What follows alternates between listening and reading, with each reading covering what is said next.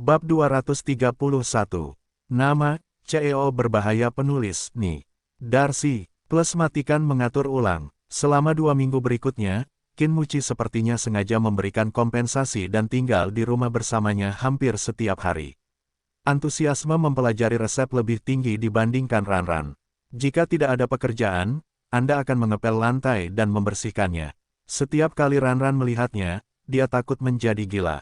Di awal 2 hari, Xiaotong masih marah dan mengabaikan semua tingkah lakunya yang gagah. Jika dia tidak melakukan apa-apa, dia akan mencibir ringan. Kemudian, setiap kali dia menonton TV, sesosok tubuh kurus dengan celemek dan pembersih muncul di hadapannya. Dia ingin mengabaikan ketidakberdayaan, tapi matanya begitu besar. Kami hanya bisa mengadopsi prinsip bahwa musuh bergerak dan kami tidak bergerak. Tanpa diduga, dia melakukan pekerjaan sanitasi secara tidak teratur. Dia selalu melakukannya 2 kali dan berlari ke arahnya. Dia mengeluh sangat lelah, dengan sakit punggung, sakit kaki, sakit perut dan sebagainya. Melihat Xiaotong mengabaikannya, dia akan membungkuk ke perutnya, menyentuhnya sedikit semacam perut bulat kecil. Amerika Serikat mengatakan pertukaran nama dan putranya sebenarnya adalah untuk memanfaatkan peluang. Xiaotong tentu saja mengetahui pikiran jahatnya. Sejak dia kembali dari Makau, dia berpisah darinya dan melarangnya memasuki kamarnya pada malam hari. Hampir sebulan tidak menyentuh seorang wanita, baginya ini, batuk daripada pria berdarah normal sedikit lebih berdarah pria, itu cukup kejam dan cukup racun. Dalam beberapa hari pertama, Xia Guoguo marah karena ayahnya tidak menemaninya di hari ulang tahun ibunya, jadi dia mengikuti Xiaotong di jalur yang sama. Tapi saya tidak tahu ekstasi macam apa yang diberikan Qin Muchai padanya nanti, jadi dia benar-benar mengibarkan bendera untuk menyerah dan melemparkan dirinya ke kam musuh. Ini adalah hari resepsi, cinta sepanjang masa. Sejak tengah hari, Qin Muchai mencoba segala cara untuk membujuk Xiaotong agar pergi bersamanya, tetapi sikap Xiaotong bolak-balik, hanya satu kata, tidak. Qin Muchi tidak punya pilihan selain menatap putrinya, mencoba mematahkan punggungnya dengan sekotak besar coklat yang dia kirim malam sebelumnya. Fakta membuktikan bahwa Xia Guoguo tidak memiliki tulang punggung. Dia merangkak ke arah Xiaotong dan berkata, "Bu, pergilah. Lihat betapa malangnya ayah." Xiaotong setengah berbaring di sofa, mencium bau mulut dan melemparkan keripik kentang ke mulutnya, berkata, "Jangan, malam, selangkah demi selangkah mengejutkan, akhir, ibu ingin tinggal di rumah untuk melihat akhir. Apa bagusnya kepang botak itu? Tidak setampan ayah. Jika ibu suka botak, lain kali aku akan mencukur rambut ayah saat dia tidur." Petik 2. Melihat Mumi itu tidak menjawab, Xia Guoguo berkata, "Jika Mumi tidak pergi ke pesta, pasti banyak kakak-kakak cantik yang ingin dekat dengan ayah. Ayah penuh nafsu, dan dia akan menggoda saudara perempuan itu." Ketika Xiaotong mendengar kata-kata itu, dia menoleh ke belakang, sepertinya seseorang benar-benar pantas mendapatkan reputasinya. Karena tidak menjawab, Xia Guoguo memutuskan untuk menggunakan taktik lembut, "Aku tidak bisa mempertahankan ayahku. Ada apa dengan saudara perempuan cantik itu? Jika kamu meninggalkan ibu, kamu akan menjadi anak tanpa ayah dan ibu." Xia Guoguo membuka mulutnya dan mulai menangis. Qin Muchai juga datang dan berkata, "Xiaotong, kamu tahu, aku menangis sangat sedih. Ayo pergi bersama." Xiaotong menatapnya dengan dingin, lalu mengulurkan tangannya dan memasukkan benda hitam ke dalam dirinya, mulut. Xia Guoguo leng, dikunyah, "Ah manis, itu coklat ah." Kali ini, dia tidak peduli untuk makan dan mengunyah dengan gembira. "Aku akan membelikanmu 2 kali lipat dari apa yang ayahmu belikan untukmu, selama kamu tutup mulut." "Bagus." Xia Guoguo sekali lagi membalikkan kemah, berguling ke ketiak Xiaotong, dan berkata sambil tersenyum, "Bu, aku sudah lama menunggu akhir dari langkah demi langkah mengejutkan, dan para skinhead itu sangat tampan." "Oh, benarkah?" Xiaotong dengan provokatif melihat ke belakang, "Dibandingkan dengan ayahmu, ayah tidak setampan mereka kalau punya rambut, apalagi tidak punya rambut." Perusahaan petrokimia Qin Banyaki. Xiaotong menyentuh kepala putrinya, seorang anak bisa diajar. Dengan susah payah, mencoba segala cara untuk membujuk sore hari, hasil akhirnya adalah, Qin Muchai seseorang yang naik mobil ke resepsi. Di dalam mobil Lincoln hitam, Ni Sheng sedang mengemudi. Dia memandang Qin Muchai di sampingnya dan bertanya, "Bukankah Musau cukup istirahat tadi malam? Kamu tidak terlihat sehat." Tidak buruk, katanya, dalam hati tapi tak kuasa menahan perut Fei, yang jelas punya istri, setiap malam tapi ingin tidur sendirian di rumah orang kedinginan. Bisakah kamu istirahat? Ngomong-ngomong, dia tiba-tiba bertanya, saya sudah lama tidak berada di perusahaan. Anda melakukan semua pesta, cinta sepanjang masa, dan pemilihan juru bicara baru. Bagaimana persiapan Anda? Juru bicara barunya adalah model muda bernama Anxian. Anda pernah melihat fotonya sebelumnya. Temperamennya cukup segar dan alami, dan dia telah berada di pasar selama 1 atau 2 tahun tanpa gosip apapun. Gadis itu, akhirnya, kami memutuskannya. Resepsi telah dipersiapkan dengan baik, dan Musao tidak perlu khawatir tentang hal itu. Bagus, Qin Muzi mengangguk. Di depan Hotel Sijue yang berada di tengah kota, nampaknya sedang menggelar pameran mobil mewah dunia. Sekelompok mobil mewah kelas dunia berkumpul di sini, lampu neon yang terang mencerminkan dunia, dan juga memberi Hotel Sijue tampilan yang indah dalam gelap. Karena malam ini adalah pertama kalinya, cinta sepanjang masa, diluncurkan, tidak hanya kaum bangsawan, tetapi juga banyak media yang berbondong-bondong menyaksikannya. Gerbang hotel yang masih luas itu penuh sesak. Tak lama kemudian, sebuah mobil sedan mewah perlahan berhenti di depan pintu hotel, menunggu penjaga pintu di depan hotel segera menyambut dan membungkuk untuk membuka pintu mobil sedan. Qin banyak saya turun dari mobil. Dia berpakaian formal hari ini. Setelan jas berwarna gelap, potongan tangan sempurna, tekstur sederhana dan halus, dengan sudut dasi ungu cerah juga dijepitkan klip dasi berlian, sudut lengan yang terangkat juga dapat melihat sekilas kancing dengan kilau metalik. Dalam perjalanan menuju hotel, dari waktu ke waktu, berbagai macam wanita menoleh ke belakang, matanya tampak terobsesi. Niseng menindaklanjutinya dan diam-diam tertawa. Apa yang Anda tertawakan? Qin Muci berbalik dan mengerutkan kening.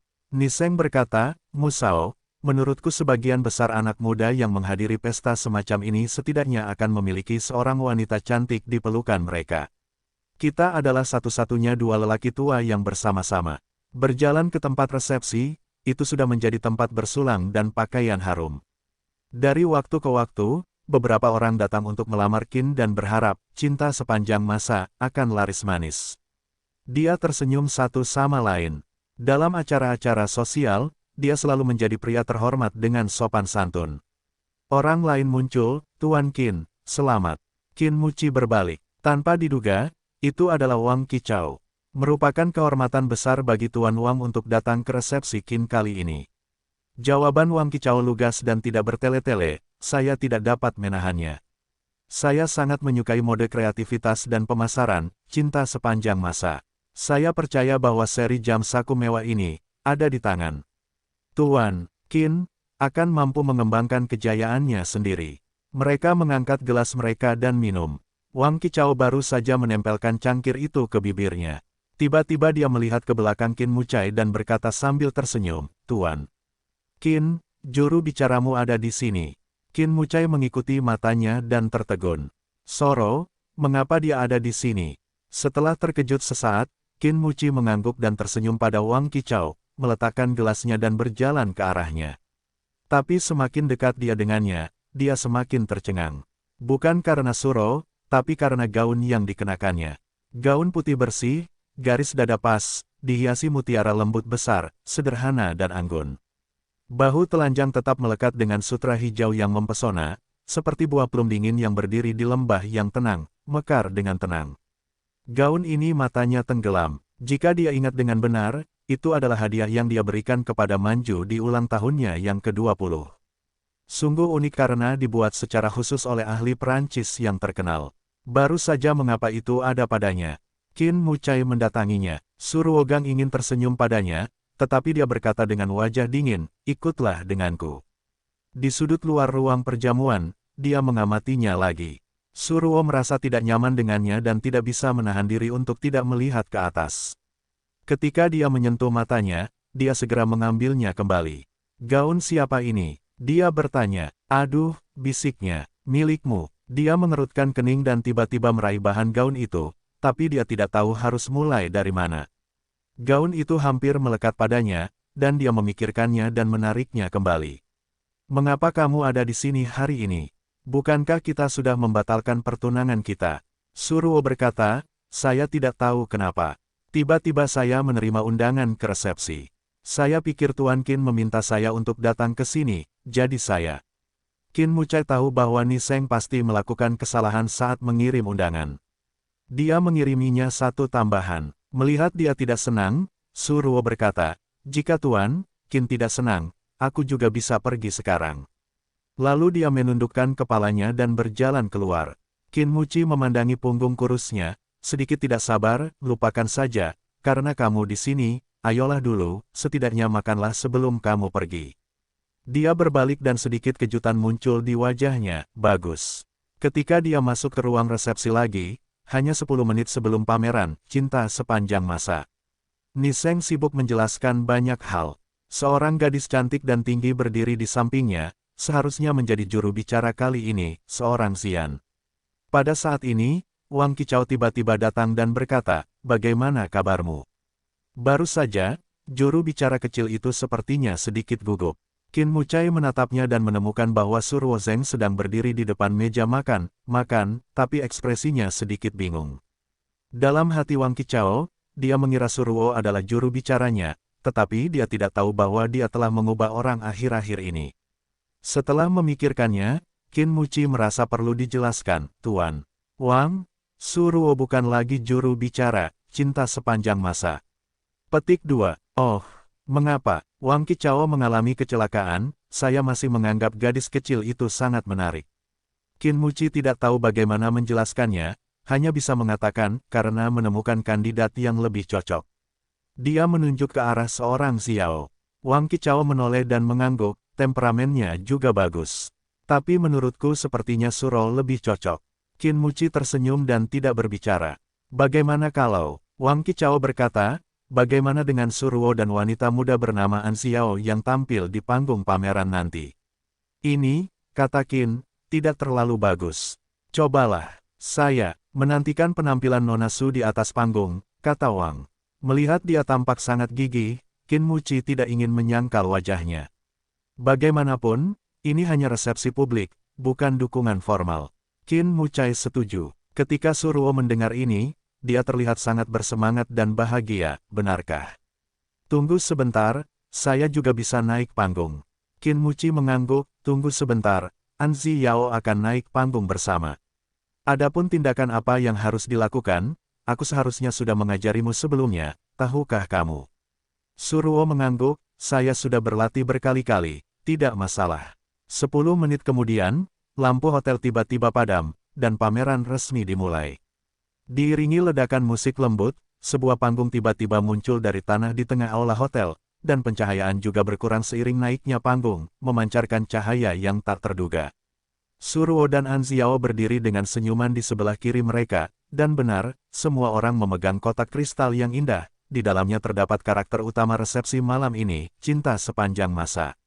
Suara surround datang dari suara pembawa acara, dengan nada ukiran yang dalam, seperti semua orang yang memperkenalkan jam saku ini. Cahaya yang berkelap-kelip memiliki kekuatan magis yang menyihir orang musik itu seperti mantra ajaib. Suasananya mendekati klimaks. Saat ini, di lobi hotel, entah kenapa, tiba-tiba terdengar suara tembakan yang mengguncang bumi, bang. Pada saat yang sama, semua lampu padam dan seluruh dunia menjadi gelap gulita. Para tamu tiba-tiba terbangun. Dalam kegelapan, semua orang berteriak dan lari dengan kepala di lengan. Adegan itu kacau balau. Apa yang sedang terjadi? Kekhawatiran singkat, Qin banyak terbangun, seseorang bersenjata ke tempat perjamuan. Tujuannya untuk mengambil arloji saku.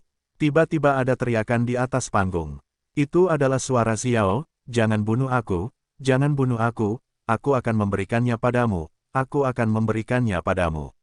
Lalu ada suara kotak kristal jatuh ke tanah, seorang Xiao mengambilnya, jadi target selanjutnya adalah Su Ruo.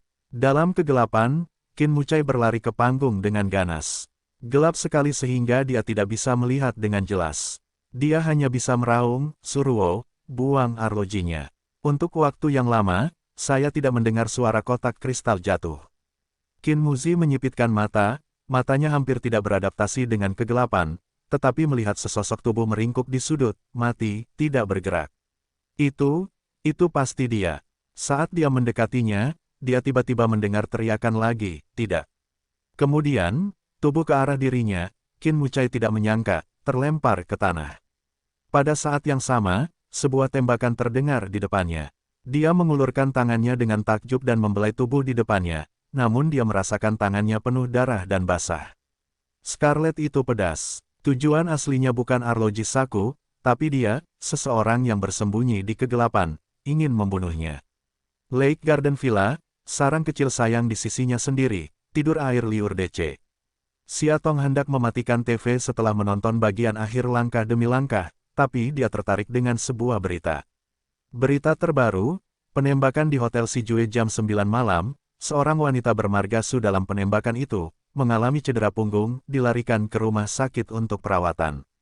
Kemudian gambar itu menuju ke pintu hotel. Sekelompok dokter membawa tandu berlari menuju ambulans. Seorang gadis di tandu berlumuran darah. Hanya, Siatong mematikan TV. Mengapa gadis yang terluka itu mirip Suruo?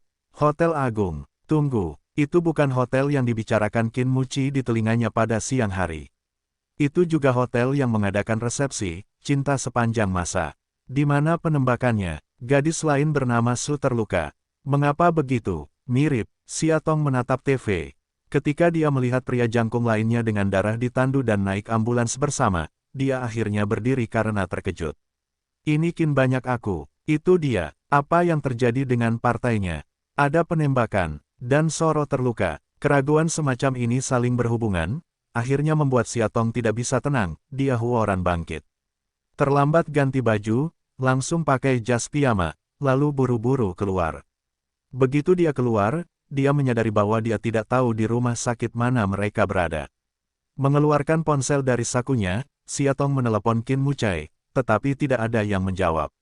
Dia menelepon Ni Seng lagi. Setelah telepon berdering beberapa kali, dia akhirnya mengangkatnya. Halo Ni Seng. Ni Seng tidak mengira itu adalah Siatong. Dia terkejut, Nona Xia. Apa yang terjadi padamu? Penembakan apa? Cedera? Ada apa denganmu? Suara Siatong terdengar panik. Tidak ada yang salah dengan Musao. Ni Seng berkata, tetapi Nona Suruo terluka parah. Siatong tertegun dan benar saja. Wanita yang di atas tandu itu pasti Suro. Kamu di rumah sakit mana sekarang? Siatong bertanya. Ni Seng menjawab, saya tidak tahu persis apa yang terjadi di rumah sakit Yanan.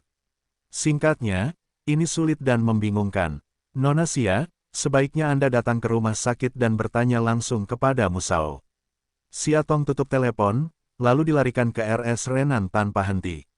Bertanya kepada beberapa staf medis, segera menemukan lokasi Qin banyak. Di luar ruang operasi, Qin Mucai duduk dengan tenang di kursi di koridor. Setelan hitamnya penuh darah, dan setelan merahnya mengejutkan. Dia menundukkan kepalanya dan menopang dirinya dengan siku di lutut. Dia diam dan tidak tahu apa yang dia pikirkan. Siatong berjalan mendekat dan mendengar suaranya. Dia mendongak dan menatapnya. Ada kebingungan mendalam di matanya. Apa yang telah terjadi? Siatong duduk di sebelahnya dan bertanya. Dia menggelengkan kepalanya, aku tidak tahu. Tiba-tiba dia meraih bahunya dan mengguncangnya. Siatong, menurutmu dia akan mati? Benarkah? Siatong tertegun dan tidak tahu harus menjawab apa. Dia melepaskannya dan merendahkan suaranya, kamu tidak tahu. Aku hanya berpikir bahwa tujuan orang-orang itu adalah untuk mengambil jam tangan di hotel. Sebenarnya tidak. Target mereka adalah aku. Mereka ingin membunuhku. Tapi di saat pengambilan gambar, dia melemparkanku ke arahku dan mengambil gambar ini untukku. Jika sesuatu terjadi padanya kali ini, aku benar-benar tidak tahu. Untuk pertama kalinya, suaranya kehilangan ketenangan seperti biasanya dan menjadi kacau. Siatong tidak tahu bagaimana menghiburnya, jadi dia hanya bisa berkata, tidak, dia tidak akan melakukan kesalahan apapun. Karena, 5 tahun lalu, dia mengalami kecelakaan yang lebih berbahaya daripada hari ini. Kecelakaan mobil, kebakaran, terbakar parah, namun masih selamat. Mengandalkan ketekunan mereka sendiri, kembali ke sisi Anda. Semua orang mengatakan bahwa jika Anda tidak mati dalam bahaya besar, Anda akan diberkati. Dia orang yang diberkati, bagaimana dia bisa mati? Siatong tiba-tiba ingin mengatakan semuanya, tapi dia ditelan oleh Seng. Ternyata dari awal sampai akhir, orang yang paling egois adalah dirinya sendiri. Dibandingkan dengan cintanya selama bertahun-tahun, cintanya terlalu remeh dan egois. Di malam yang gelap ini, Siatong memandang pria dengan darah wanita lain di sampingnya, dan merasa sangat bingung untuk pertama kalinya. Menyelamatkan sepanjang malam, hingga keesokan paginya, dokter lelah keluar dari ruang operasi. Qin Mucai segera berdiri dan menghampiri dan bertanya, bagaimana kabarnya?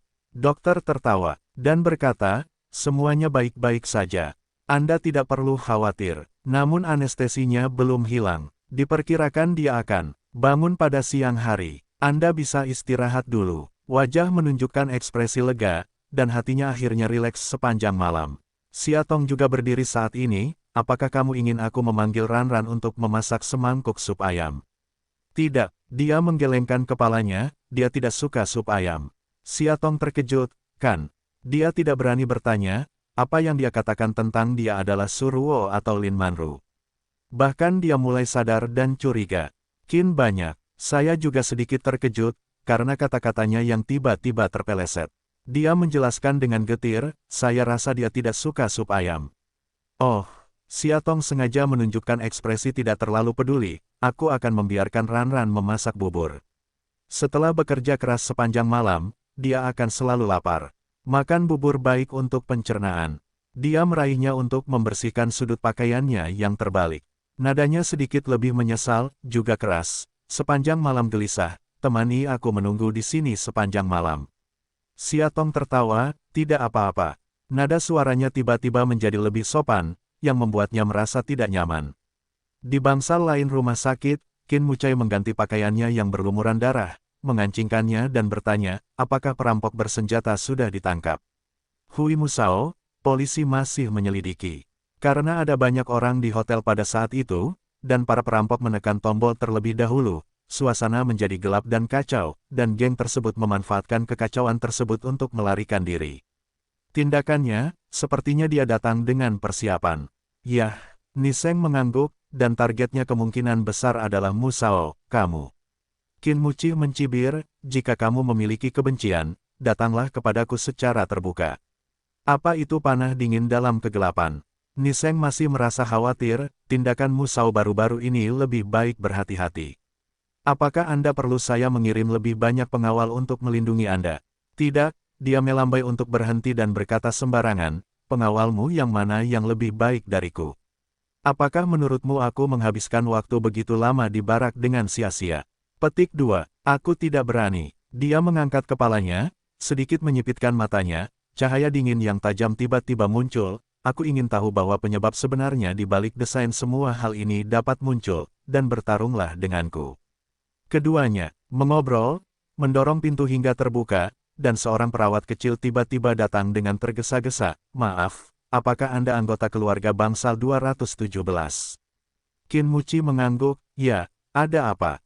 Oh, saat aku datang ke sini, aku ingin mengatakan bahwa pasiennya sudah bangun. Kamu bisa pergi menemuinya. Beberapa menit kemudian, pria itu membuka pintu bangsal, dan tiba-tiba, sesosok cantik berbaju biru seragam rumah sakit bergaris mulai terlihat. Karena tulang belikatnya tertembak, Suruo berbaring miring di tempat tidur. Mendengar suaranya, dia nyaris tidak menopang separuh tubuhnya dengan sikunya dan menatapnya dengan gelisah.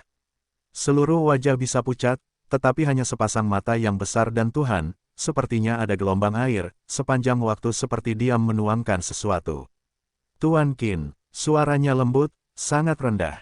Apa kabarmu? Dia pergi ke tempat tidurnya dan duduk. Garis wajahnya sedikit kendur. Dia tertawa, penampilannya sangat lembut, untungnya. Kata dokter itu hanya luka kecil, istirahatlah beberapa hari. Ditembak, diselamatkan semalaman, luka hampir mati disebut juga luka kecil. Qin Muci menunduk dan tidak berbicara. Setelah beberapa saat, saya melihat selimut di belakangnya sedikit berantakan. Aku bangkit untuk menutupinya dan tanpa sadar melembutkan suaraku. Tadi malam, terima kasih. Tapi jangan terlalu impulsif dan bodoh di kemudian hari, katanya. Saya laki-laki. Aku tidak membutuhkan wanita lemah sepertimu untuk menyelamatkanku. Itu hanya peluru. Ini hampir berakibat fatal bagi Anda. Itu hanya luka kulit bagiku. Petik 2. Mencium pidatonya, dia berkata dengan suara kecil yang malu-malu, Tuan Qin, apakah Su tidak suka jika banyak hal? Tidak, aku hanya. Dia berhenti, tidak tahu bagaimana menjelaskan, lagi pula, jangan lakukan hal bodoh seperti itu tadi malam. Suruo terkekeh, oke, Tuan Qin menyuruhku untuk tidak melakukannya, aku tidak akan melakukannya. Di luar bangsal, Xia Tong yang memegang inkubator mundur diam-diam. Dia berbalik dan melihat ke dinding halus yang tak tertandingi yang dilukis di depannya. Tiba-tiba, dia merasa ada sesuatu yang tersumbat di hatinya dan hampir retak. Dia duduk di kursi di koridor dengan linglung. Sebenarnya, yang paling mengerikan di dunia ini bukanlah penyakit dan kematian. Dalam arti tertentu, musuh terbesar seseorang adalah dirinya sendiri. Tidak semua orang memiliki keberanian untuk menghadapi noda mereka sendiri dengan tenang. Egois. Ini adalah kata-kata yang dipikirkan Xia Tong sepanjang malam tadi malam. Ya, dia sangat egois. Ketika dia tahu bahwa Lin Manru belum mati, dia takut dia akan tiba-tiba masuk ke dalam kehidupan damai bersamanya dan membalikkannya. Jadi dia secara naluriah menyembunyikan dan melarikan diri. Menyembunyikan identitas asli Suruo dan menjauhkannya darinya, dia mengusirnya darinya hampir tanpa alasan. Namun apakah semua itu benar-benar diperlukan? Xia Tong membelai cembung kecil di perutnya, tempat kehidupan kecil yang indah dibiarkan. 5 tahun lalu, sejak dia dengan tegas menarik diri dari sisinya, bersama Xia Guoguai untuk memulai hidup baru. Mengapa, 5 tahun kemudian, Anda begitu penakut? Apa arti cinta yang tidak lengkap dan tak tergoyahkan? Lebih baik melepaskan dan hidup lebih bebas. Memikirkan hal ini, Xia Tong membuka pintu. Melihatnya, mata Suruo menunjukkan kepanikan yang jelas. Di hadapan gadis itu, selalu tahu bagaimana merangsang keinginan untuk melindungi orang lain. Qin Mucai berdiri, dan wajahnya masih tenang. Dia melangkah maju dan bertanya, "Mengapa kamu ada di sini?" Xia Tong meletakkan inkubator di tangannya di atas meja di samping ranjang rumah sakit dan berkata, "Aku hanya ingin mengirim bubur untuk Suruo," dan dia berhenti sejenak, ngomong-ngomong, selesaikan beberapa hal. Suruo banyak memperhatikan Qin. Qinmu meraih Xia Tong dan berkata, "Mari kita bicarakan hal ini saat kita pulang." Dia baru saja bangun setelah operasi. Xia Tong sedikit terkejut. Apakah dia pikir dia ada di sini untuk membuat masalah? Dia pikir dia akan menyakitinya. Bagaimana dia bisa menganggapnya seperti itu? Memikirkan hal ini, penampilannya menjadi dingin. Dia menarik tangannya dari lengannya dan berkata, "Qin banyak, kamu salah. Aku tidak bermaksud seperti itu." Dia pergi ke ranjang rumah sakit, membungkuk, masih dengan temperamen yang baik bertanya, "Nona Su, aku ingin menanyakanmu sebuah pertanyaan, aku harap kamu bisa menjawab dengan jujur." Suruo menggigit bibirnya dan mengangguk, "Ya. Kenapa? Berulang kali, kamu mengorbankan hidupmu untuk menyelamatkan suamiku di depan umum. Cukup berani untuk mati. Karena kamu menyukainya, atau, Xia Tong terdiam, atau karena suatu hal alasan lain." "Aku," Suruo ragu-ragu. Matanya berkaca-kaca, seolah kata-kata Xia Tong tidak sopan. "Yah, Xia Tong, jangan bilang." Qin Muci memeluknya, dia baru saja bangun, masih perlu istirahat. Kata-katanya penuh dengan keberpihakan. Dia mengkhawatirkannya. Jelas Xia Tong, awalnya hanya ragu-ragu, tiba-tiba menjadi sekokoh batu. Qin Mucai, dia tersenyum di dalam hatinya. "Terima kasih telah memberiku keberanian untuk mengambil keputusan." Jawab, "Aku." Dia mengabaikannya dan menekankan. Suruo menggigit bibirnya dan akhirnya membuka mulutnya. Apa yang dia katakan membuat kedua orang yang hadir tercengang. Karena insting, katanya, naluri Xia Tong mengunyah dua kata ini berulang kali di sudut mulutnya, dan akhirnya tertawa tanpa suara. Dia bangkit, sedikit gemetar. Qin Mucai maju untuk membantunya, tapi dia dengan lembut mendorongnya menjauh. Dia berdiri di depannya dan berkata pelan, "Qin banyak, ada satu hal yang belum kukatakan padamu." "Qin banyak, maaf. Lin Manru, yang telah kamu pikirkan dalam hatimu selama ini, belum mati. Dia selalu di sisimu, diam-diam mencintaimu, menunggumu." Matanya tiba-tiba menjadi tajam dan tidak percaya, apa yang terjadi. "Kamu bilang," Xia Tongshen menunjuk Suruo di ranjang rumah sakit sambil tersenyum ringan, "dan dia adalah Lin Manru yang asli." Keluar dari rumah sakit, Xia Tong sedikit mengangkat kepalanya. Melalui dahan pohon wutong yang beraneka ragam, langit masih biru jernih. Begitu bersih, seolah-olah diencerkan dengan air suling berkali-kali. Dia menghela nafas, tiba-tiba merasakan seluruh tubuhnya dari atas ke bawah, benar-benar rileks. Awalnya, di dunia ini, tidak ada yang unik selamanya. Kehilangan tidak sebanding dengan ketakutan, dan orang hanya memiliki keberanian untuk mengambil keputusan untuk kalah, seperti api pemandian Phoenix, kelahiran kembali nirwana. Sekembalinya ke rumah, Ranran masih sibuk di dapur. Siatong melangkah maju dan menepuk pundaknya. Dia segera berbalik dan tersenyum sederhana, "Nyonya, Anda kembali. Jangan repot-repot, lakukan saja. Tuan muda tidak akan makan di rumah pada malam hari."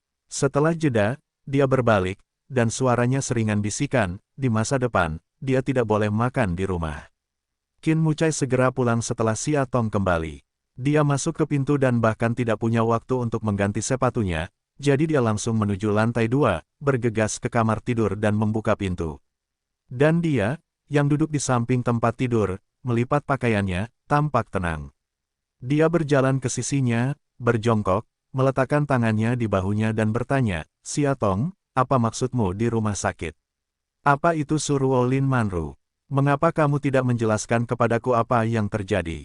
Tong melipat pakaiannya tanpa melihat ke atas, "Bukankah Suruo memberitahumu nanti?" Dia mengepalkan tangannya dan berkata, "Saya hanya percaya apa yang Anda katakan."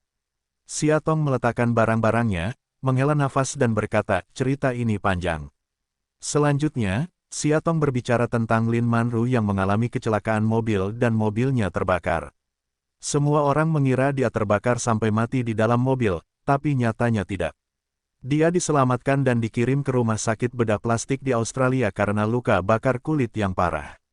Akhirnya, dia melakukan facelift dan pergantian kulit, dan sekarang dia menjadi Suruo. Dia kembali. Setelah mendengar ini, Qin Muci menggelengkan kepalanya tak percaya, "Bagaimana mungkin saya mengambil kembali tubuh Lin Manru dari mobil dan menguburkannya? Bagaimana dia bisa masih hidup?" Siatong bertanya, "Tetapi bagaimana Anda tahu bahwa mayat itu adalah Lin Manru?" Saat itu, seluruh tubuhnya hampir terbakar menjadi arang hitam.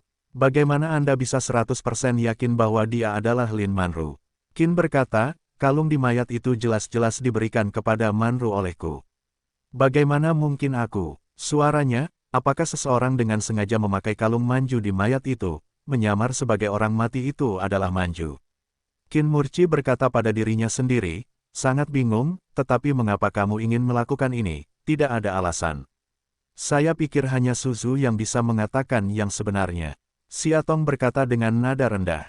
Dia menatapnya sejenak, lalu tiba-tiba menundukkan kepalanya, melepas cincin di jari manisnya dan memasangkannya ke telapak tangannya yang murah hati. Melihat ini, mata pria itu menjadi dingin. "Apa yang kamu lakukan?" Siatong berkata, "Qin banyak, ayo kita bercerai." Dia mengerutkan kening padanya, matanya biru dingin, seolah seluruh langit membeku di dalamnya. Dia membekukan bibirnya dan berkata, "Beri aku alasan. Sebelum kita menikah, kita sepakat untuk mencobanya selama 1 tahun. Jika kamu tidak bisa menjadi suami dan ayah yang baik dalam waktu 1 tahun, biarkan aku pergi." Untuk 2 bulan pertama, pernikahan ini benar-benar membuatku merasa sangat bahagia. Kepedulianmu kepadaku dan kasih sayang ayahmu yang tak terbalas kepadaku telah sangat menyentuh hatiku.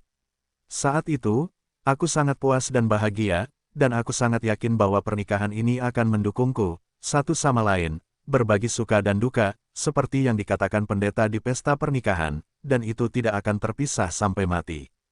Petik 2.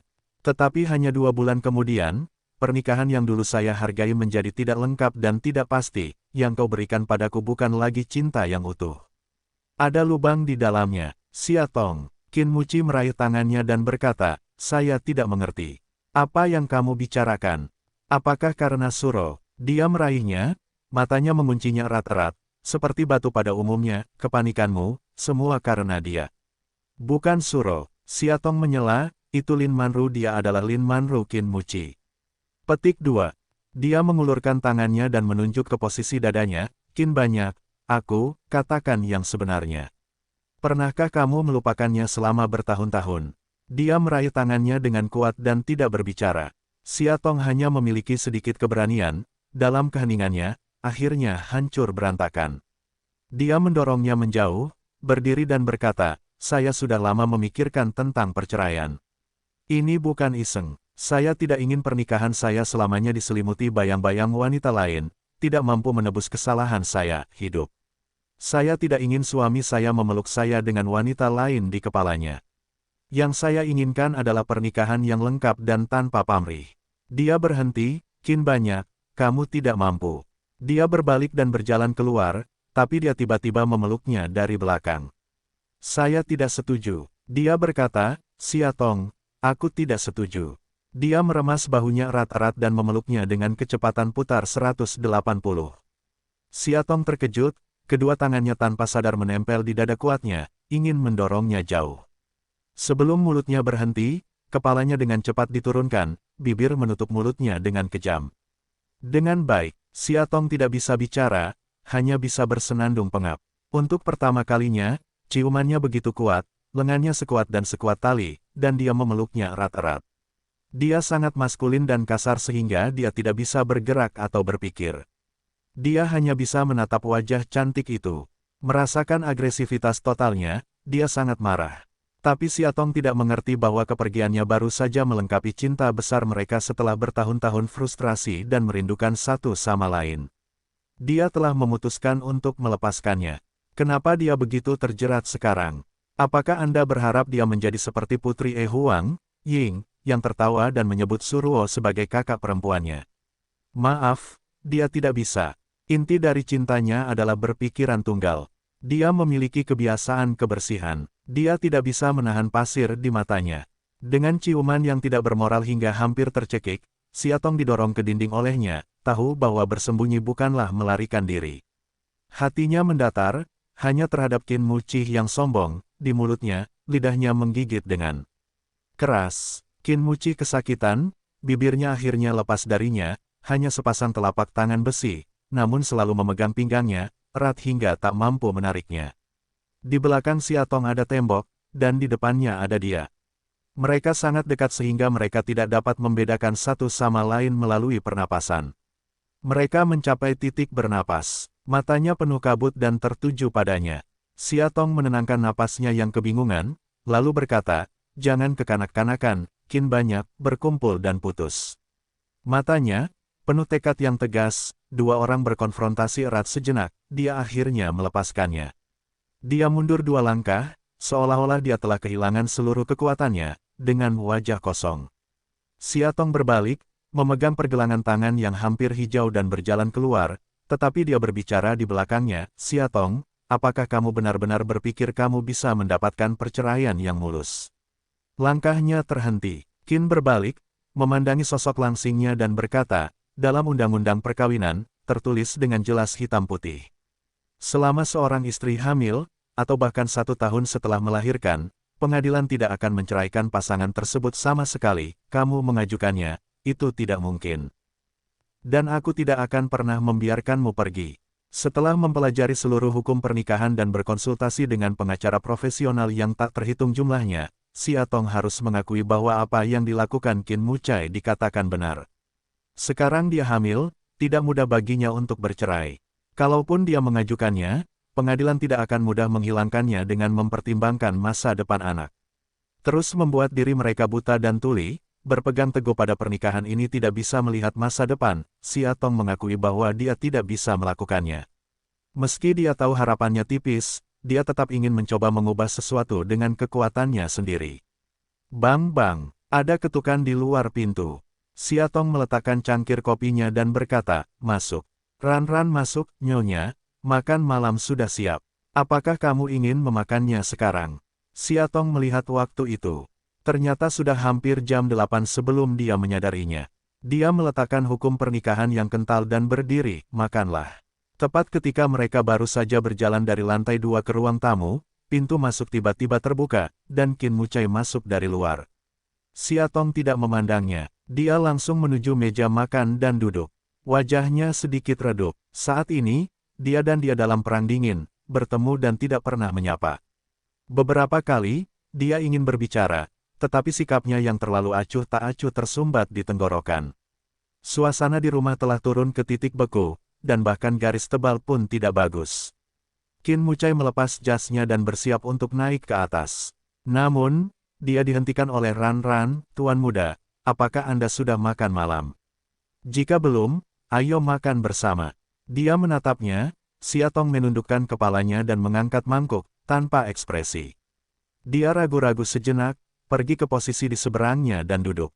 Begitu dia mendekat, tercium bau disinfektan yang familiar, dengan sedikit bau amis, milik rumah sakit. Dia baru saja kembali dari rumah sakit. Dia pergi menemuinya, pantas saja aku pulang larut malam. Tiba-tiba, Siatong tidak nafsu makan. Dia meletakkan mangkuk itu dan berkata, saya tidak akan makan lagi. Nyonya, Ran-Ran ada di sampingnya, mengira dia telah melakukan kesalahan. Melihat ini, Qin Mucai juga berdiri dan memeluknya, ada yang ingin kubicarakan denganmu. Rasa itu lebih kuat, Siatong mengerutkan kening, menurutku tidak ada yang perlu kita bicarakan. Qin Muci melihat Ran-Ran. Dia segera naik ke atas dan meninggalkan ruang tamu besar untuk dia dan dia. Ketika Ran-Ran pergi, dia memegang bahunya, menariknya ke depannya dan menatapnya, Siatong, jangan membuat masalah dengan sia-sia. Membuat masalah tanpa alasan. Dia bilang dia membuat masalah tanpa alasan. Siatong ingin tertawa. Alhasil, dia benar-benar tertawa, Qin banyak aku, pemikiranmu sungguh aneh. Dalam pernikahan ini, akulah yang dikhianati. Lihat kamu sangat mencintai, aku ingin melepaskannya sekarang, biarkan kalian berdua bersama, tapi kamu salahkan aku karena membuat masalah tanpa alasan. Suruo dan aku benar-benar tidak punya apa-apa. Aku tidak mencintainya sama sekali. Nada suaranya cepat. Memang benar kamu tidak mencintai Suro, tapi bukan berarti kamu tidak mencintai Lin Manru. Saat itu, kamu bisa membajakku ke pulau demi dia, kamu bisa membunuh keluarga Xia demi dia, kamu bisa membenci ayahmu karena dia, kamu dapat menempatkan istriku di belakangmu demi dia. Bagaimana aku bisa percaya bahwa setelah mengetahui bahwa Suruo adalah Lin Manru, kamu masih dapat menganggapku sebagai satu-satunya seperti sebelumnya? Dia tertawa lagi, tidak, kamu tidak menganggapku sebagai satu-satunya dari awal hingga akhir. Hanya saja aku dulunya bodoh dan tidak bisa melihat ke dalam. Dia memotongnya, sekarang aku tidak tahu apakah Suruo benar-benar Lin Manru. Sebelum penyelidikan, Anda baru saja memvonis saya. Tidakkah menurut Anda Siatong sangat sewenang-wenang? Siatong menepisnya, Qin banyak, kamu tidak mengerti kenapa aku marah. Tidak masalah bagiku apakah Su adalah Lin Manru atau bukan. Sikapmulah yang membuat hatiku merinding, Qin banyak, cintamu tidak lengkap. Tidak peduli apakah Lin Manru sudah mati atau belum, kamu tidak bisa memberiku segalanya. Apakah kamu mengerti? Dia berbalik dan berjalan menuju tangga, tapi dihentikan oleh dia yang datang kepadanya dengan cepat. Saya tidak mengerti, saya benar-benar tidak mengerti. Saya tidak mengerti mengapa Anda harus berpegang pada Manju, tangannya dan berkata, Manju telah meninggal. Apakah kita harus mempertaruhkan kebahagiaan kita di masa lalu yang telah lama hilang? Aku juga tidak ingin bertahan. Siatong berkata, tapi sekarang Suruo, itu kamu. Qin banyak. Jika kamu benar-benar menunggu sampai kamu mengetahuinya, Suruo adalah Lin Manru yang asli. Ketika kamu tahu kerugian apa yang dia derita dan dosa macam apa dia telah menderita untukmu, kamu tidak akan hanya merasa kasihan padanya. Siatong, dia menyela, bisakah kamu berhenti membayangkan bahwa hal-hal yang tidak akan terjadi datang dariku? Bahkan jika aku tahu bahwa dia adalah Lin Manru, itu tidak akan mengubah apapun. Aku hanya tahu bahwa kamu, Siatong, ada di sisiku sekarang. Petik 2. Siatong ingin menghilangkan kekangannya, tapi mereka tidak bisa. Mereka hanya berdiri di puncak tangga dan saling berhadapan. Pada saat ini, ponsel Qin Muci berdering di sakunya. Dia meraihnya dengan satu tangan dan mengeluarkan ponselnya di tangan lainnya. Saat dia melihat nama peneleponnya, dia tercengang. Lalu dia menatapnya dan menekan tombol jawab, halo, ada apa? Dua orang yang berpisah terlalu dekat, membuat Siatong langsung mendengar suara di telepon, adalah Suruo. Warna matanya semakin pucat, saat dia menjawab celah telepon, dia terpaksa membuka tangannya, berbalik dan berjalan menuju kamar tidur. Siatong, Qin banyak. Saya pulih dan berkata ke telepon dengan tergesa-gesa, saya sedang sibuk sekarang. Saya akan menelepon Anda kembali di malam hari. Selesai mengatakan menutup telepon, buru-buru menindaklanjuti, tetapi ditutup olehnya di luar kamar tidur. Dia menepuk pintu dan berkata, Siatong, buka pintunya. Jika ada yang ingin kau katakan, ayo kita bicarakan. Siatong di pintu mengabaikannya, duduk di tempat tidur, menyalakan TV dan memutar volumenya secara maksimal. Siatong, Buka pintunya. Dia terus mengetuk tanpa henti. Untuk waktu yang lama, terjadi bang-bang yang kuat di villa. Setelah menelepon lebih dari setengah jam, Ran-Ran akhirnya keluar dan berkata, "Tuan muda, istirahatlah dulu." Nyonya pasti sangat marah sekarang. Saat amarahnya hilang, dia akan membuka pintu secara alami. Qin Muzi berhenti dan bertanya, "Apakah Anda memiliki kunci kamar ini?" Ran-Ran menyentuh kepalanya dan berkata dengan malu, "Awalnya ada beberapa, tapi akhir-akhir ini istrinya mengambilnya." Dia benar-benar melakukan segalanya tanpa bocor. Dia memikirkannya dan berkata, "Pergi dan carikan aku tangga yang panjang." "Tangga?" Saya sangat terkejut. Dia mengerutkan kening, "Apakah kamu belum pergi?" "Ya," jawabnya sambil bergegas turun. Di dalam kamar, Siatong dengan gelisah menekan remote control, tapi dia tidak tertarik untuk melihatnya sama sekali. Ketukan yang tak henti-hentinya di pintu di samping telinganya mengganggunya. Menundukkan kepala dan menyentuh perutnya, dia tiba-tiba merasa sedih dan ingin menangis. Dia tidak tahu apa yang dia tekankan, bukan? Semua orang mengatakan bahwa wanita pintar yang mengatur pernikahan tahu bagaimana menutup mata terhadapnya. Hanya dengan cara inilah dia bisa mendapatkan kebahagiaan. Namun jika kamu tahu di balik jubah kebahagiaan itu penuh dengan kutu-kutu yang berantakan, apalah arti kebahagiaan yang penuh dendam itu? Dia mau tidak mau melepaskan remote control dan menguburnya di dalam selimut, mencoba mengosongkan otaknya dan memikirkan segala sesuatunya dengan jernih. Saat ini, terdengar suara kecil dan aneh di dekat jendela. Dia kaku dan mengangkat selimut untuk melihatnya. Tapi entah kapan, jendela kamar sudah dibuka, angin akan menjadi tirai suara berburu, sesosok tubuh memanjat jendela. Apakah itu Qin? Siatong tiba-tiba terkejut, maju ke depan, menarik jendela agar dia tidak masuk. "Apa yang kamu lakukan?" Dia dengan mudah mengatasi rintangannya dan berbalik. Begitu dia masuk, bajingan itu memeluknya, meletakkan kepalanya di bahunya dan berkata dengan suara rendah, "Siatong, jangan marah. Semuanya salahku, oke, aku tidak peduli dengan Suruo, apakah dia Lin Manru atau bukan. Selama kamu tidak marah padaku lagi." Siatong meronta, "Kamu lepaskan. Kamu selama ini mengabaikan aku akhir-akhir ini. Aku tidak bisa tidur sendirian. Aku banyak berpikir sepanjang malam." Kekuatan Siatong diam-diam melemah. "Pernikahan kami sungguh tidak mudah. Saya tidak ingin menyerah hanya dalam 2 bulan. Banyak hal yang Anda katakan benar. Aku benar tentang Manju." Dia berhenti sejenak, "Ada banyak hal yang selalu terlibat, tapi itu semua sudah berlalu. Alasan kenapa aku peduli pada Suruo selama periode ini adalah karena dia menyerahkan nyawanya untuk memblokir senjataku. Sebagai seorang pria, aku tidak bisa mengabaikannya sepenuhnya." Petik 2. Saya akan terus menyelidiki tentang Manru dan menunggu hasil dari Niseng.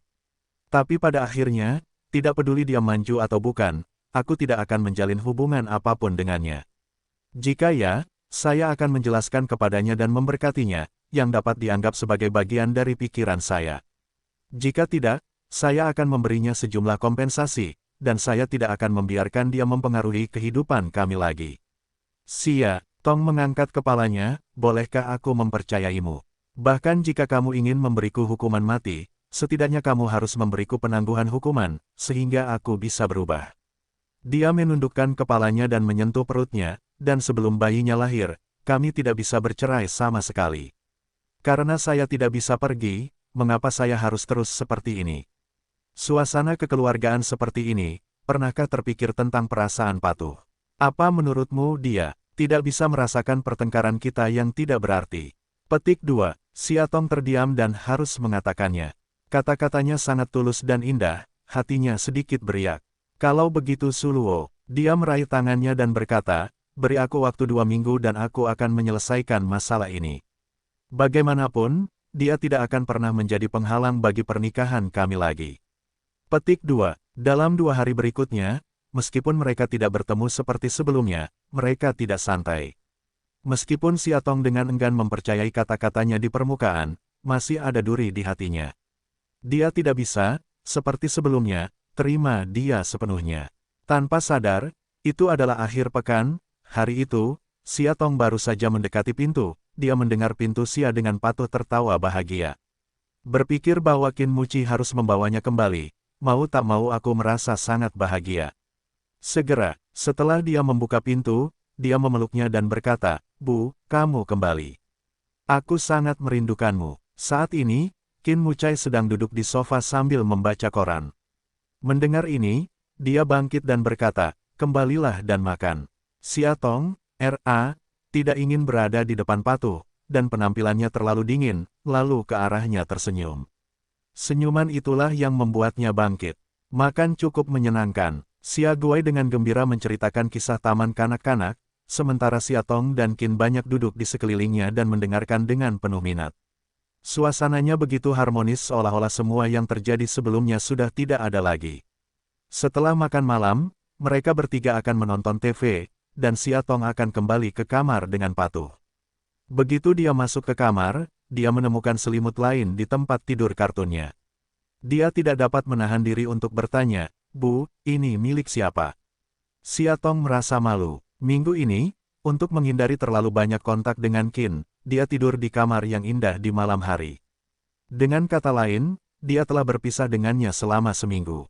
Namun kini, ia tak ingin putrinya mengetahui adanya masalah emosional antara ayah dan ibunya. Siatong melangkah maju, mengambil selimut itu dan berkata, "Mungkin Ranran yang salah mengartikannya, ibu mengambil." "Baiklah," Xia mengangguk dengan manis, "selamat malam, Bu." Dia berkata, "Bu, ingatlah untuk membawanya ke kamar ayah." "Oh, jangan salah paham, sama seperti kakak Ranran."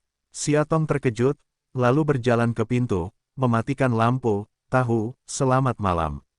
Keluar dari kamar, sambil memegang selimut, Siatong baru saja berlari ke arah Qin Mucai.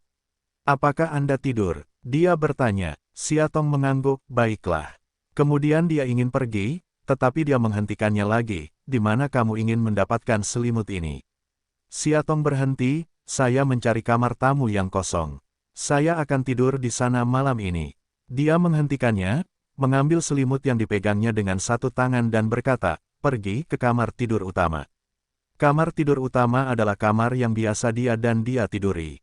Siatong menolak, "Tidak, kamar tamunya oke.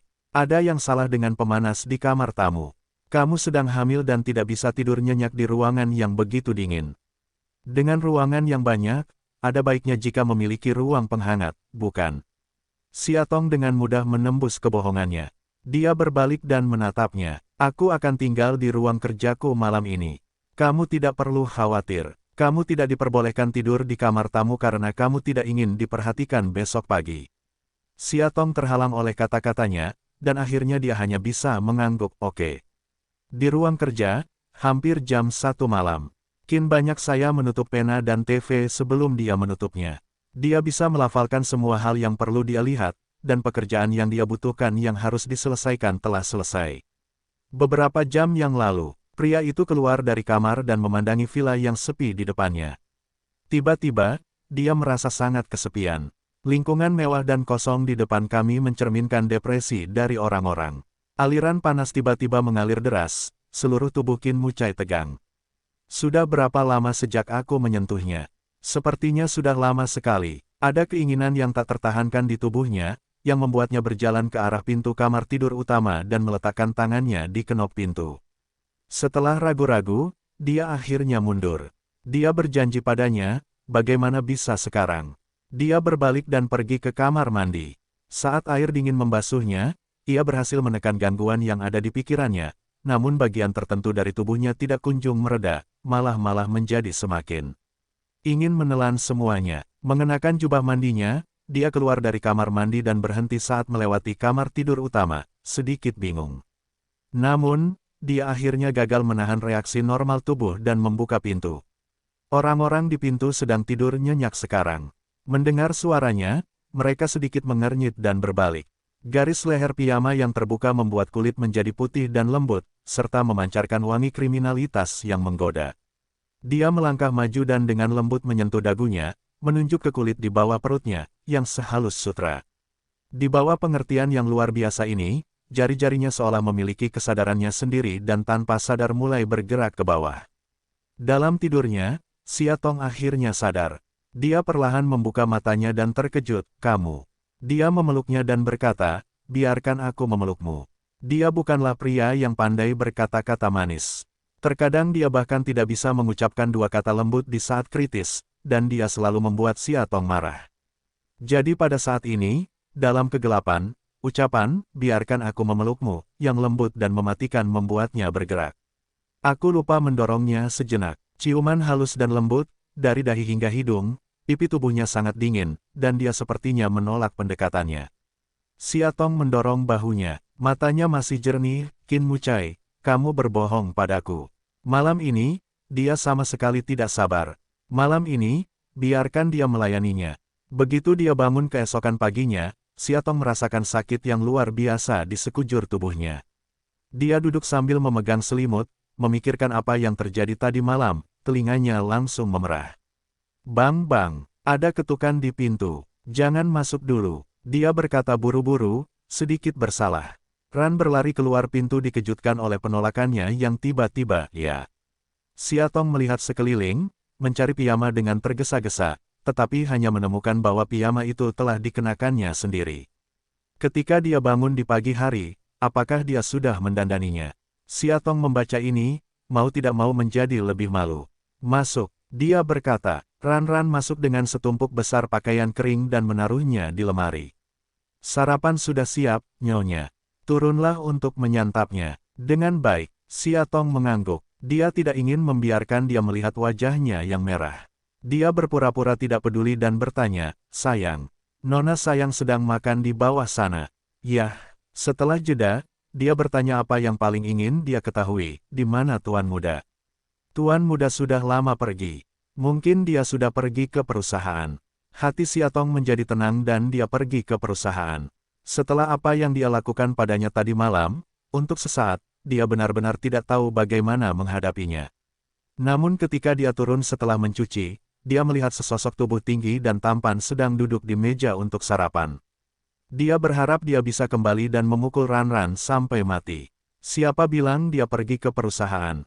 Pagi-pagi sekali. Apakah sosok besar di depannya ini adalah jiwa yang dia putar kembali? Siatong malu ingin berbalik, tindakan kecil telah terlihat di matanya. Siatong, dia meneleponnya. Dia berbalik dan naik lagi, mencoba duduk di seberangnya. Tanpa diduga, sayang kecil tiba-tiba berdiri dan berkata, Bu, kamu duduk di sini bersamaku. Siatong memandang si Agua-Guai yang duduk di sebelahnya. Dia berkata sambil tersenyum, tidak, Bu, duduk saja di sini. Tetapi aku tidak ingin susu. Aku ingin jus di meja ibu. Sia berkata dengan polos. Siatong menundukkan kepalanya dan menemukan ada segelas jus jeruk di depan mejanya, sementara ada segelas susu di atas meja. Dia mendorong jus jeruk itu dan berkata, minumlah. Tapi aku ingin duduk di kursi ibu dan minum jus ibu. Sia Gua-Guai berperan sebagai penjahat. Minum saja, di mana omong kosongnya. Terhadap permintaan putrinya yang tidak masuk akal, Siatong menyatakan semuanya mengabaikannya. Melihat mumi itu tidak bisa bergerak, Sia Guai mulai membuat keributan dengan Qin Mucai. Ayah, kamu duduk di sana dan tinggalkan kursi untukku menyilangkan kakiku. Dia menunjuk ke posisi di sebelah Siatong. Siatong menggigit sandwich, dan sudut mulutnya bergerak-gerak. Qin Mucai adalah pria yang baik hati. Dia ingin bersama putrinya untuk waktu yang lama. Dia mengambil piring itu dan duduk tepat di samping Siatong.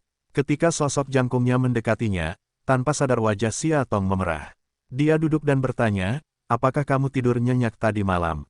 Tadi malam lagi. Siatong tidak mudah untuk melupakannya dalam waktu singkat, dia mengungkitnya lagi padanya. Dengan baik, dia berpura-pura menjawab dengan dingin. Dia menutup mulutnya dan mulai tertawa. Siatong mengambil jus di tangannya. Kenapa dia tertawa? Apakah dia juga memikirkan tadi malam dia dan dia Ini gila, istirahatlah yang baik hari ini. Kamu bekerja keras tadi malam. Kali ini, Siatong akhirnya tidak dapat menahan diri, kamu juga telah bekerja keras. Dia menundukkan kepalanya dan berkata dengan penuh minat, sungguh bermanfaat melihatmu begitu cantik. Pernikahan Xiao Wanlin dan Qi Xiangyuan dijadwalkan selama 2 minggu. Hari itu, karena dia ingin mengirim undangan ke Siatong, mereka bertemu di toko makanan penutup. Siatong pergi pagi-pagi sekali dan tidak ada pekerjaan, jadi dia mengambil majalah untuk dibaca. Xiao Wanlin segera tiba. Gaya undangannya sangat istimewa. Ini jelas dirancang dengan baik. Itu adalah undangan slip bambu kuno, diikat dengan tali sutra merah di tengahnya, dilepas, dan diukir dengan pesan pernikahan. Itu terlihat sangat indah. Bahkan setelah pernikahan, bisa ditempatkan di rumah sebagai hiasan. Xia Tong menyukainya dan tidak bisa melepaskannya. Xia Wanlin tidak bisa menahan tawa dan berkata, "Jika kamu sangat menyukainya, aku akan merancang yang lain yang lebih indah untukmu saat kamu menikah nanti." Mulut gagak, jangan kutuk aku. Xia Tong berpura-pura marah. Selanjutnya, keduanya berbicara tentang lokasi dan mode pernikahan, serta perjalanan bulan madu dan sebagainya. Wajah Xia Wanlin penuh kebahagiaan. Seperti setiap wanita kecil yang tenggelam dalam cinta, Xia Tong tidak bisa menahan perasaannya. Tiba-tiba dia meraihnya, merendahkan suaranya dan bertanya secara misterius, "Tahukah kamu mengapa aku begitu terburu-buru untuk menikah?" Xia Tong menggelengkan kepalanya. Dia tersenyum licik, "Karena aku hamil, apa?" Xia Tong terkejut, "Apakah Xiang Yuan tahu?" Xia Wanlin menggelengkan kepalanya, "Saya tidak tahu. Saya baru mengetahui beritanya setengah bulan yang lalu. Dokter mengatakan sudah 2 bulan dan bayinya sehat. Saya berencana memberitahu dia kejutan di pernikahan itu, Hari. Selamat." Xia Tong dengan tulus mendoakan orang-orang di depannya. Xia Wanlin meliriknya dengan marah, "Adikmu hampir menjadi ibu dari 2 anak. Jika saya tidak bekerja keras, sayang sekali bagi saya untuk melakukannya, bukankah itu?" "Yah, aku tidak ingin punya banyak, seperti babi betina." Xia Tong mengolok-olok dirinya sendiri. "Ayolah, aku yakin keluargamu sangat bahagia memiliki istri sepertimu." 2 orang sedang ngobrol, tanpa sadar mereka tersenyum. Xia Tong merasakan untuk pertama kalinya bahwa di dunia ini, sungguh merupakan suatu kebahagiaan yang luar biasa memiliki kehadiran yang tulus untuk kerabat Anda. 2 orang mengobrol lagi, Xia Tong tiba-tiba teringat pada Surwo yang masih terbaring di rumah sakit saat ini, memikirkan kecelakaan mobil 5 tahun lalu, dan merasa bingung. Dia bertanya, "Kakak perempuan, saya ingat saya bertanya kepada Anda sebelumnya apakah Anda menyebabkan kecelakaan mobil Lin Manru. Anda mengatakan kepada saya bahwa itu bukan penyebabnya, tetapi mengapa Qin Mucai kemudian menyimpulkan bahwa Anda yang melakukannya? Detektif yang disewanya mengambil fotomu sedang merusak mobil Qin. Sekarang identitas Surwo belum benar-benar ditentukan, dia tidak berani memberitahu Xia Wanlin secara langsung, Lin Manru mungkin masih hidup." Xia Wanlin ragu-ragu sejenak ketika dia sedang minum kopi. Sepertinya dia tidak dapat berbicara. Setelah beberapa saat, dia perlahan meletakkan cangkir kopinya. "Awalnya, aku sudah menjaga masalah ini selama bertahun-tahun, tapi sekarang kamu ingin tahu, aku tidak ingin membicarakannya." "Apa yang terjadi?" Xia Tong bertanya. Xia Wanlin berkata, "Pada saat itu, saya adalah seorang wanita muda yang sombong. Saya terbiasa mendominasi segalanya. Tentu saja, saya tidak terkecuali Qin. Saat itu, saya sangat mencintainya. Faktanya, saya masih tidak mencintainya. Aku tidak mengerti kenapa aku begitu mencintainya saat itu. Mungkin itu hanya perasaan seorang wanita muda bahwa hanya hal-hal terbaik yang pantas untukku. Saat itu, Qin sangat, aku jelas merupakan seorang sarjana berlian di kalangan kami. Tentu saja, aku ingin untuk. Jadi ketika saya kebetulan mengetahui bahwa tunangan saya jatuh cinta dengan wanita lain, saya iri, dan harga diri saya sedikit frustrasi. Saya berharap wanita menjijikkan itu segera mati." Setelah jeda, dia berkata, "Saya memang menggerakkan tangan dan kaki saya di dalam mobil Lin Manru, dan kemudian membiarkannya benar-benar menghilang di depan Qin. Saya menemukan rumah Lin Manru di kota, dan kemudian saya pergi dengan segala macam peralatan. Tapi ketika itu tiba sampai akhir, aku sangat ingin melakukannya, tapi aku tidak berani. Aku hanya berdiri di dekat mobilnya sebentar dan melarikan diri." "Jadi, kamu tidak menyentuh mobilnya sama sekali?" Xia Tong bertanya. Xia Wanlin mengangguk, "Tidak, saya bahkan tidak punya waktu untuk menyentuh pintu, jadi saya pergi. Akibatnya, ketika saya sampai di rumah pada malam hari, semua berita keluar bahwa ada mobil di jalan raya dengan rem kegagalan, dan akhirnya menabrak pagar pembatas, mengakibatkan mobil rusak dan mati. Dan pemiliknya adalah Lin Manru. Walaupun saya merasa bingung dan terkejut saat itu, saya merasa sedikit gembira. Saya merasa bahwa Tuhan akhirnya membantu saya kali ini, dan biarkan wanita menjijikkan itu mendapatkan pelajaran yang pantas diterimanya." Xia Tong merenung, "Menurut apa yang Anda katakan, yaitu, Anda tidak menyentuh mobil hari itu, tetapi entah bagaimana mobil itu gagal mengerem di jalan raya dan mengalami kecelakaan. Xia Wanlin mengangguk, "Ya, jadi saya juga merasa sangat aneh." Xia Tong berpikir sejenak, dan sebuah ide luar biasa tiba-tiba muncul di benaknya. "Kakak, menurutmu akan seperti ini?" Dia berkata dengan sungguh-sungguh, "Akankah hari itu ketika kamu muncul di dekat rumah Lin Manru, pembunuh sebenarnya yang merusak mobil bersembunyi di kegelapan, dan mengambil fotomu sedang berkeliaran di samping mobil Lin Manru dengan peralatanmu. Lalu begitu kamu pergi, si pembunuh keluar dan melakukan sesuatu pada mobil itu. Setelah Lin kecelakaan Manru, Qin Mucai secara alami akan pergi ke detektif swasta untuk menyelidiki kebenaran kecelakaan itu. Pada saat ini, si pembunuh dengan sengaja mengungkapkan foto-foto itu kepada detektif tersebut, sehingga Qin Mucai salah paham bahwa kamulah yang membunuh Lin Manru." Petik 2. Mendengar dalam hal ini, Xia Wanlin menjadi pucat. Jika itu benar, itu mengerikan. "Ya," Xia Tong berkata, "beberapa orang ingin Lin Manru mati, dan cara pembunuhnya sangat tinggi. Dengan cara ini, kami tidak hanya dapat membunuh Lin Manru, tetapi juga mendorong panci hitam dan limbah ke arah Anda. Kakak, Anda adalah kin tunangan Mucai pada saat itu, dan Lin Manru adalah cinta hatinya. Motif membunuh orang juga telah ditemukan, dan foto-fotonya juga telah ditemukan. Pantas saja Qin Muhai mengira kaulah yang membunuh Lin Manru." Petik 2. Setelah terkejut, Xia Wanlin mulai tertawa sedih, "Tapi sekarang apa yang bisa kita lakukan jika kita tahu yang sebenarnya, tapi itu hanya sentimental. Jangan katakan apakah kita bisa menangkap si pembunuh.